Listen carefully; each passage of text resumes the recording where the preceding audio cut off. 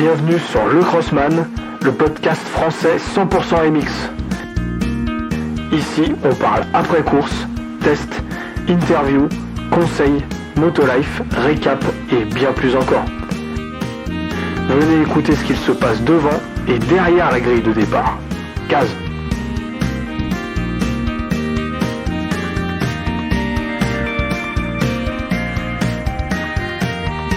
Salut à tous, bienvenue sur le Crossman, le podcast français 100% MX. Nouvelle semaine, nouvel épisode, vous avez l'habitude maintenant, c'est la période du MXUS qui dit MXUS dit épisode après course. Évidemment, on se régale tout le temps à regarder ces courses. C'est vraiment bien, voilà. Même s'il y a vraiment une domination de Jet Lawrence dans la catégorie 450, on en reparlera. La semaine prochaine, il y a un pilote qui va revenir faire une pige en MXUS. Vous allez voir dans la suite de l'épisode. Est-ce qu'il va pouvoir rivaliser avec Jet ? La catégorie 2,5, le frère de Jet aussi s'impose à chaque fois. On va décrypter tout ça dans cet épisode. Merci à toutes et à tous de m'écouter. N'hésitez pas à vous abonner, à liker, à partager si vous aimez ces épisodes. C'est le show numéro 34 ou 35, il me semble, maintenant. Ça fait un moment que ce podcast est lancé. On continue, ne ratez pas évidemment le site lecrossman.fr pour regarder les épisodes, déposer des petites annonces, un forum pour parler entre pilotes. Voilà. N'hésitez pas à aller faire un tour aussi, le site vient d'être lancé. Merci aux sponsors, comme d'habitude, que sont Blasphème, la marque française créée par des crossmen pour des crossmen qui proposent des gants de motocross premium dont la particularité est de personnaliser ces gants sur vos phalanges. Vous le savez maintenant, j'en ai reçu des nouveaux, merci à eux, je ne manquerai pas de vous les prendre en photo et de vous mettre sur les réseaux.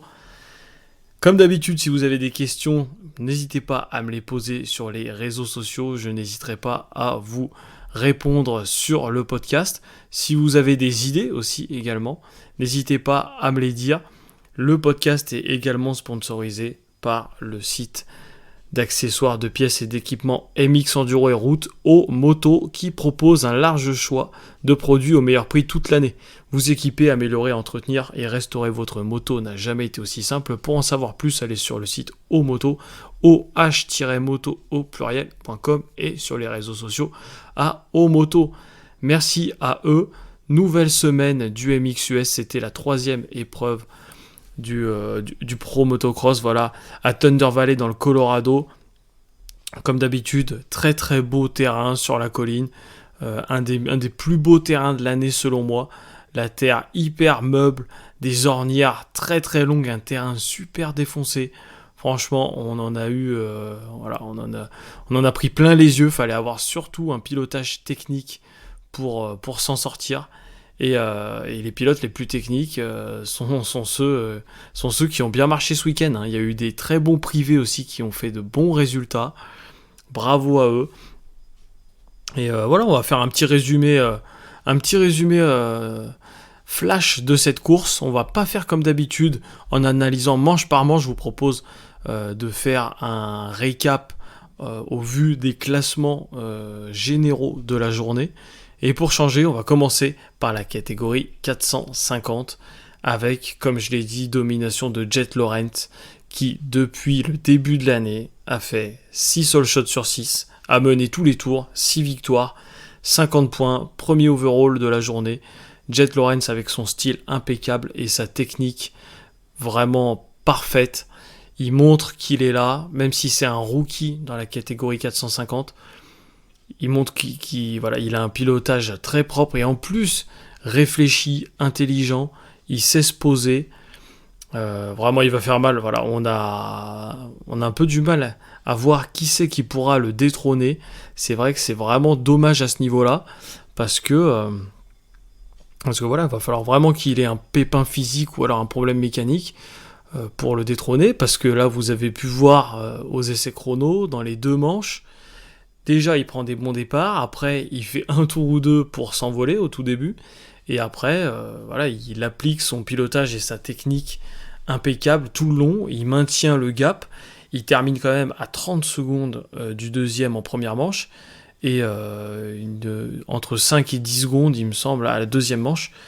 Enfin, vraiment, il n'y a rien à dire, voilà, aucune erreur. Et en plus, le pire, c'est que à la télé, on n'avait même pas l'impression qu'il forçait, quoi.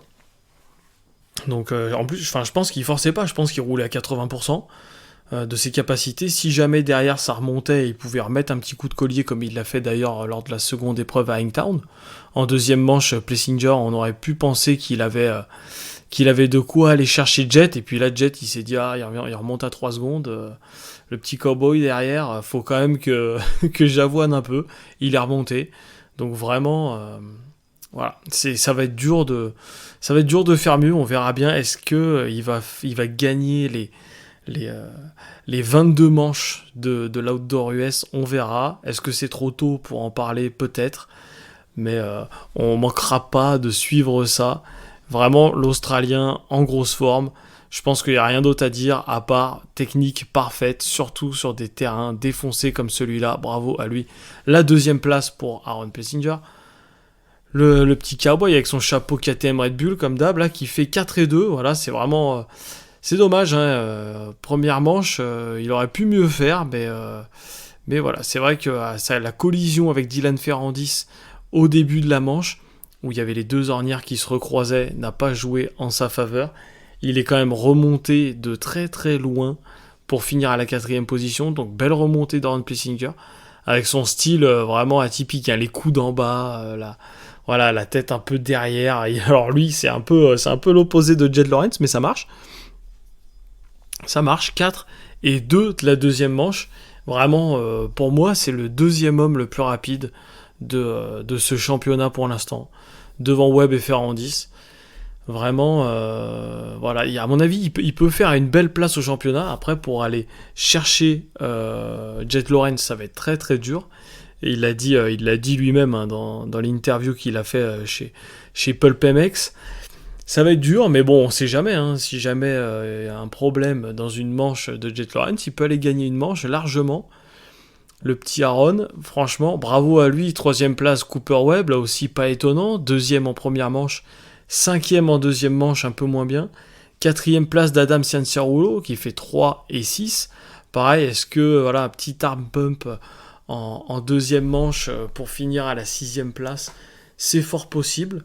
Donc là, voilà, derrière, il y a vraiment un paquet de 4 pilotes avec Plessinger, Webb, Cianciarulo et Ferrandis qui peuvent se tirer la bourre. Et puis c'est ce qu'ils font, ils s'échangent les manches. Ils s'échangent les scores, donc il y a des belles bagarres. Voilà, c'est juste dommage que ce soit pas des bagarres pour la gagne. 5e position pour le pilote français sur sa Yamaha Star Racing, Dylan Ferrandis, avec une 7e place en première manche. Il est moins arrivé à remonter que Aaron Plessinger, qui a remonté 4e. Lui, Dylan, seulement 7e et 3e de la deuxième manche pour une 5e place overall. Timide journée pour Dylan Ferrandis, malheureusement. C'est dommage, j'espère qu'il va arriver à trouver les solutions. Mais en tout cas, la solution de la moto, je ne pense pas qu'il l'ait trouvée tout de suite, parce que sa moto, quand vous regardez à la télé, elle a l'air quand même moins au point qu'une moto par exemple de Jet Lawrence, ou alors on y reviendra après, du privé Time Master Pool. La moto, voilà, elle secoue un peu dans tous les sens, l'arrière encore un peu haut, et voilà, il dit qu'il était pas trop content avec la moto. Ça continue encore, j'espère qu'il va trouver les bons réglages pour quand même arriver à gratter Plessinger au moins pour cette 2e place au championnat, voire Cooper Webb 3e. Ça serait bien qu'il monte dans le classement, Dylan Ferrandis. Il me semble qu'il est toujours 2 au championnat, mais avec déjà un paquet de points d'avance sur Jet Lawrence. Cooper Webb qui est 3 au championnat et Plessinger 4, Cianciarulo 5, donc ça va être vraiment ce groupe après Jet Lawrence qui va se bagarrer, et après on verra par la suite dans le classement, il y a un deuxième groupe de pilotes privés qui se bagarrent également entre eux et qui nous montrent de belles choses sur la piste. L'événement du week-end, voilà, c'était pas Ferrandis, parce que pour un pilote factory, la 5e place avec le peu de pilotes qu'il y a, c'était un peu une performance en dedans. La performance du week-end, c'est Ty Masterpool, le jeune Texan sur sa Kawa privée. Il faut savoir qu'il arrive avec un van sur la course, avec son père, et il roule. Il a des suspensions stock, moteur stock, voilà, juste des suspensions un tout petit peu préparées. Et là, chute au premier virage de la première manche pour Ty Masterpool, il remonte jusqu'à la 5e place en doublant des Pilot Factory. C'était vraiment une grosse performance. Les Pilot Factory, en se faisant doubler par Ty Masterpool, ne devaient pas être très très contents, je pense. Mais voilà, il a bien roulé, très très bien roulé. Je ne sais pas si vous avez vu, entre les deux manches, James Stewart a comparé la moto de Cianciarulo et celle de Ty Masterpool sur un split screen, sur un écran partagé, pour voir vraiment la différence de comportement. Et c'est vrai que Stewart disait que un tracé comme Thunder Valley, avec des trous, des longues ornières, vraiment où la vitesse était faible, les motos privées avaient un avantage sur les motos d'usine, parce que les pilotes usines, ils ont l'habitude de rouler à fond, ils ont l'habitude de rouler supercross, du coup ils ont des suspensions super raides, chose que n'ont pas les pilotes privés. et puis là, ça amortissait tout. La moto de Ty Masterpool, elle amortissait bien les trous dans les ornières. Voilà, faut savoir qu'il y a des trous vraiment dans les ornières. C'est pas des ornières fluides à Thunder Valley. Et du coup, économie d'énergie, moto bien équilibrée. Et ça l'a fait. Il prend la 6e place du général. Vraiment de deux très belles manches pour le jeune Ty Masterpool. Garrett Marchbanks, 7e de l'overall, lui qui a fait un début de saison sur la 2,5 Club MX, là, là en plus avec un gabarit comme il l'a, lui il faut le monter en 4,5, ils ont fait le bon choix de le monter en 4,5, le team Club MX. Il termine 6e de la première manche, 8e de la deuxième pour 7 overall. C'est quand même mieux que les contre-performances des 2 premières épreuves. Le team Club MX a besoin de ça. Phil Nicoletti va rejoindre la partie pour le Pro Motocross en 450. Il me semble qu'il revient la semaine prochaine ou dans 3 semaines après la pause, à voir ce qu'il va faire. Et après, il y a du pilote privé qui a très très bien roulé, Grant Harlan sur sa Yam privée, qui a failli faire le all shot en deuxième manche derrière Jet Lawrence. Frédéric Noren sur la Suze 9ème, lui qui a très peu de temps sur cette Suzuki, 10 et 10 pour 9 overall. Et après Lorenzo Locurcio du team Wildcat Racing, j'aime bien leur nom de team, qui pourrait bien changer d'ici là. On va voir, c'est pas moi qui vais faire le main sponsor du team, je vous rassure, mais on va voir ce que ça va donner pour ce team, qui prend d'ailleurs José Boutron, l'Espagnol, il me semble, le vétéran des MXGP, qui a fait vraiment 2 belles premières épreuves et qui là malheureusement a moins bien marché ce week-end. Mais c'est l'année des pilotes privés, il y a plein de pilotes factory qui sont blessés, il faut en profiter, il faut faire des points pour le championnat Super Motocross, qui a de très très grosses primes en fin de saison, on le sait. D'ailleurs, ça mériterait de faire un épisode sur ce fameux championnat Super Motocross. On pourra faire un épisode preview avant le championnat. Dites-moi ce que vous en pensez sur les réseaux. Et aussi, performance notable, 13e place de notre Français Romain Pape avec 14-13 pour 13 overall. Vraiment, belle performance. Ça ne m'étonnerait pas qu'il fasse de l'œil à des teams. Le pilote breton, il saisit l'opportunité de vraiment un bel été avec des pilotes factory blessés. Il fait de très bonnes places. Même avec des pilotes factory, il rentrerait dans le top 20, je pense, vu comme il roule. Vraiment grosse performance. Il a fait 3 belles épreuves. Et il est maintenant à la 15e place du général. Ça fait des beaux points pour Romain Pape. De très très beaux points sur ce championnat. Donc voilà, pour finir pour cette catégorie 450, qui pourra décrocher une win contre Jet Lawrence? Je sais pas, mais ça va être dur. Mais en tout cas, ce qui va être intéressant justement, c'est de voir est-ce que Jet va rouler intelligemment comme ça, parce que c'est vrai qu'au final, il a mené tous les tours, je le rappelle, de toutes les courses, et on l'a pas vu doubler un pilote. Donc est-ce que s'il fait un mauvais départ, qu'il part 10, 12, il va arriver à remonter aussi bien? Bon, il a tellement un pilotage parfait et il regarde tellement loin que bon, j'en doute pas, mais ça mériterait à voir. Donc là, c'est ce qui va être excitant sur les prochaines courses. J'espère qu'il va pas faire tous les all shots, sinon on est quand même mal barré.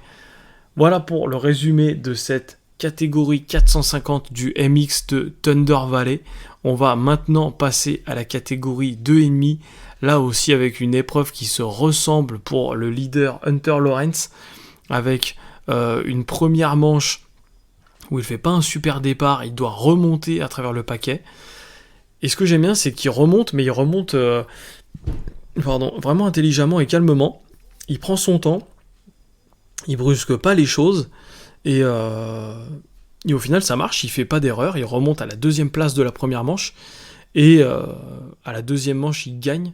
Malheureusement Justin Cooper au début de la 2e manche qui tombe dans le premier tour. Voilà, il perdra quelques positions, donc Hunter Lawrence prend la lead de la 2e manche pour la gagner. Voilà, donc il fait pas des week-ends parfaits, il fait jamais 1-1. Par contre, Hunter Lawrence gagne les 3 overalls depuis le début de saison. Bravo à lui, ça m'étonnerait pas que les frères Lawrence fassent le doublé cette année, 250 MX, 450 MX, après avoir gagné les 2 côtes du Supercross 2,5. Donc vraiment là on va en entendre parler pour un moment. L'année prochaine, Hunter Lawrence monte en 4,5.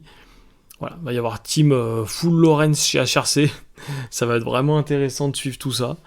Et on a hâte de voir une confrontation entre les deux frères. À noter aussi qu'ils vont eux deux participer au Supercross de Bercy.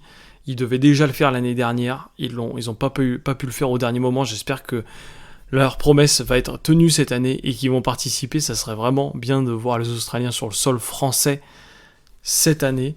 Les voir se bagarrer, vraiment, vraiment hâte. Hunter Lawrence avec un pilotage aussi pas comme son frère, un pilotage un poil différent, mais vraiment on sent qu'il y a de la technique, il y a de la maîtrise. Il fait ce qu'il veut quand il veut, il n'y a pas d'erreur, il prend son temps. Il sait que pour gagner ce championnat MX, va falloir faire tous les tours, rester sur ses roues, sans trop forcer son talent. Bravo à lui, et vraiment belle performance, là aussi, je le répète, on en a pour des années avec ces deux-là. Belle performance également de Justin Cooper qui prend la 2e place overall de cette épreuve de Thunder Valley dans le Colorado. Belle première manche, il fait un bon départ. C'est Hayden Deegan qui fait le all shot en première manche. Il le double après, Hayden Deegan qui n'arrivera pas à le repasser, à rester au contact. Hayden Deegan qui finira 4e de cette première manche. Donc vraiment, vraiment dommage. Voilà, il y a eu cette petite polémique où ils ont dit qu'il avait cross-rut, voilà, il avait cross-jump, pardon, il avait sauté en croisée derrière Hunter Lawrence pour le faire peur. Voilà, c'est vrai qu'il a un pilotage agressif, il défend bien ses places. Est-ce qu'il avait à faire ça? Non, je pense pas. Il faut garder sa ligne sur les sauts. C'est déjà un sport assez dangereux. Hunter Lawrence l'a vu en avance. Il n'y a pas eu d'accident. Mais bon, voilà, faut pas qu'il fasse non plus trop du Barcia et Deegan. C'est bon, on en a déjà assez de 1 comme ça. Il peut défendre ses positions. C'est bien comme il le fait. Vraiment, il donne tout. C'est vraiment un bagarreur. Mais faut qu'il garde son pilotage quand même propre pour la suite. Donc Justin Cooper, je reviens à mes propos, qui gagne la première manche et qui après malheureusement chute dans le 2e tour de la première manche et qui remonte 4 après avoir dû remettre son levier de frein avant en l'air. Voilà, il a mis quelques tours à stagner avant de pouvoir remonter à la charge. Justin Cooper qui termine 2e de cette épreuve et 3e aussi pour son collègue de Yamaha Star Racing, Levi Kitchen, avec une 5e place en première manche, un peu du mal à se mettre dedans, mais une très belle 2e place derrière Hunter Lawrence. En 2e manche, il a fait un beau départ et il a réussi à tenir avec de belles traces.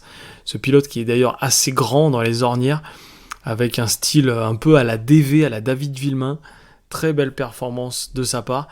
Et Joe Shimoda qui fait aussi une belle épreuve, 4e du général de la journée, mais qui en première manche est tombé dans cette énorme chute au départ. On va parler après ce résumé 2,5 des départs, vous allez me dire ce que vous en pensez, et de la polémique des grilles, comme en MXGP pour le start. Jo Shimoda, voilà, qui part dans les derniers, parce qu'ils étaient quasiment 72 à tomber dans le premier virage, donc il part dans les derniers à l'arrêt, il remonte jusqu'à la 3e place, le pilote Kawa Pro Circuit. Grosse performance de sa part en première manche, gros rythme et gros physique du pilote japonais, et malheureusement en deuxième manche, c'est là que ça pêche. Jo Shimoda, qui était vraiment qui était un contender pour gagner l'année dernière en 2,5, il a fini deuxième derrière Jet Lawrence, mais devant Hunter Lawrence l'année dernière. Je vous invite à aller écouter le recap de Fox Raceway numéro 2 sur le podcast du Crossman de l'an dernier. Là, il est vraiment... il y a toujours un souci, que ce soit un problème de chance, que ce soit un problème de petite erreur de sa part. Là, il a encore fait des erreurs en deuxième manche, et voilà, ça lui coûte de nombreux points. Il termine 8ème de la deuxième manche. Là, il perd déjà 14 points sur Hunter Lawrence en une épreuve. C'est vraiment beaucoup. Il est 4ème du championnat pour l'instant, le pilote japonais. Et il est déjà à 30 points, à 40 points d'Hunter Lawrence, quoi. Donc ça va être chaud de remonter. Il y a encore plein d'épreuves, il peut se passer beaucoup de choses. Mais il va vraiment falloir qu'il mette un sacré coup de collier pour pouvoir remonter au devant du classement. Jo Shimoda, qui devrait sans doute passer chez Honda HRC en 2,5, toujours l'année prochaine. En parlant d'Honda HRC, belle 5e place du jeune Chen Saimas. Voilà, le jeune qui a le même âge qu'Aiden Deegan. C'est vrai qu'il a quand même moins brillé pour l'instant que Deegan. Mais qui, voilà, lui, c'est toujours la première manche qui pêche, contrairement par exemple à Shimoda. Il fait 11,3 pour 5 overall. Donc voilà, première manche, parti loin, du mal à se mettre dedans, petite forme, des erreurs. Et deuxième manche, 3 derrière Kitchen. Vraiment grosse performance, belle vitesse, belle technique du jeune du team Honda HRC. J'espère que ça va continuer, en tout cas, les petits jeunes montent et ça promet de belles bagarres dans les années à venir, une fois que Hunter Lawrence sera parti dès l'année prochaine. 6e place pour Max Voland, le pilote KTM, collègue de Tom Vial. Et en parlant de Tom Vial, mauvaise opération pour lui, qui est pris dans cet énorme accrochage de première manche au départ, et qui donc a essayé de remonter un peu sur sa moto. Il a continué, hein. Il était d'ailleurs rentré dans les points en première manche, et il chute dans cette grande descente en ornière. Il me semble que c'était pas la même descente qui avait coûté les 2 épaules à Tomac en 2015, mais voilà, des ornières hyper longues tout le long de la descente. Il a peut-être il a peut-être entrecroisé les ornières ou avant ou arrière. Grosse chute, et voilà, il a pas fini la première manche, il a pas fini la deuxième. Là aussi, dégringolade au classement général. Malheureusement, il est 8ème et il compte énormément de points de retard, avec à peu près 50 points de retard sur Hunter Lawrence. Là, ça va être dur à remonter. 8ème position au général pour Tom Vial. Voilà, c'est vrai que première saison difficile, on pouvait s'attendre, et moi le premier, en étant double champion MX2, qu'il allait leur mettre, et ben non, c'est vrai que soit les circuits américains sont spéciaux, ou soit le niveau américain est au-dessus, parce qu'il faut savoir que pendant 7 mois de l'année, les mecs ils touchent pas une moto de MX, ils font que du SX. Donc voilà, je pensais un peu mieux de sa part. Est-ce qu'il va se réveiller en fin de championnat? Je l'espère, pour vraiment aller devant et montrer de quoi il est capable. Il a un contrat de 2 ans chez KTM, c'est vrai, donc là cette première année, il est sûr de rouler l'année prochaine, mais bon, il va falloir que l'année prochaine vraiment montrer de belles performances s'il veut rester dans le team usine.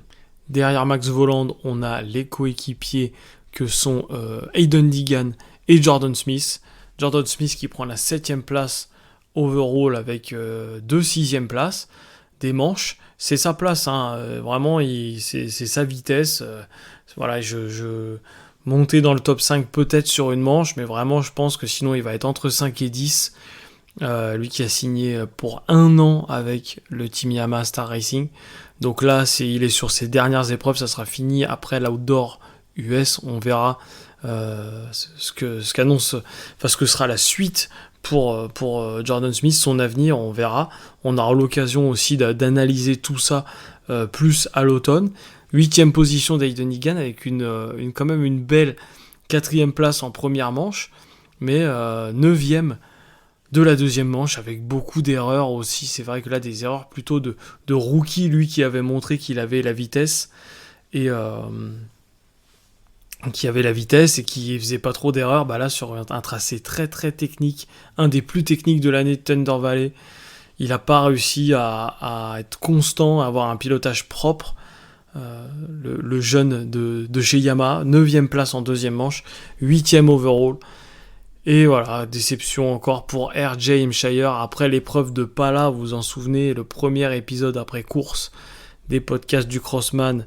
On avait dit que RJ Hampshire était on fire, il avait gagné la première manche, avant de chuter en deuxième manche au départ et de remonter, de faire la remontée infernale. Et là, Hampshire c'est pareil, hein, il tombe sur l'accrochage du départ en première manche, et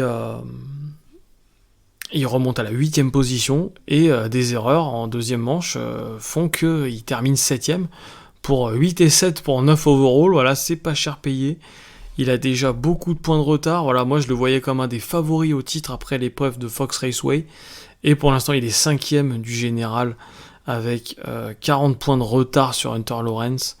Donc vraiment mauvaise opération pour RJ Hampshire, le pilote Husqvarna, qui rempile l'année prochaine, hein, il me semble, pour le team Husqvarna, en 2,5 toujours.